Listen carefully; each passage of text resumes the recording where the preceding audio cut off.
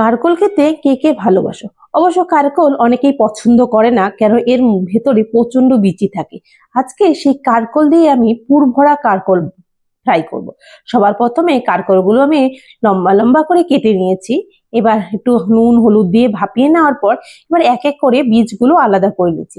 বীজগুলো মিক্সিতে পেস্ট করে নিয়ে তার মধ্যে দিয়েছি নুন, হলুদ গুঁড়ো, জিরে গুঁড়ো, কাশ্মীরি লাল লঙ্কার গুঁড়ো আর ধনে গুঁড়ো সব মিক্সড করে নিয়ে এবার আমি এটাকে পুর বানিয়ে নেব।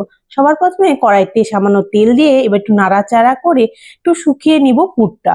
তো মোটামুটি আমার পুরটা হয়ে গেছে। এবার যে আছে কারকোলগুলো এর মধ্যে একে একে করে আমি প্রত্যেকটার মধ্যে অল্প অল্প করে পুর ঢুকিয়ে নিচ্ছি। অন্যদিকে একটি বোলের মধ্যে 2 চামচ চালের গুঁড়ো, 2 চামচ কর্নফ্লাওয়ার দিয়েছি, স্বাদ মতো নুন, হলুদ গুঁড়ো আর কাশ্মীরি লঙ্কার গুঁড়ো দিয়ে আমি একটা ব্যাটার বানিয়ে নিয়েছি। তোমরা চাইলে এর মধ্যে ডিমও দিতে পারো, আমি ডিম দেইনি। তো এবার কারকোলগুলো যে আমি পুর ভরিয়ে নিয়েছি, এবার ওই ব্যাটারের মধ্যে একে একে দিয়ে এবার গরম তেলে ফ্রাই করে নেব। কড়াইতে তেলটা হালকা ধিমি আঁচে গরম করে নিয়ে একে একে কারকোলগুলো আমি সব দিয়ে নিচ্ছি। একদিকে ফ্রাই হয়ে গেলে এবার আমি উল্টে দেব অপর সাইডে। এভাবেই এক এক করে সবগুলো আমি ফ্রাই করে নেব।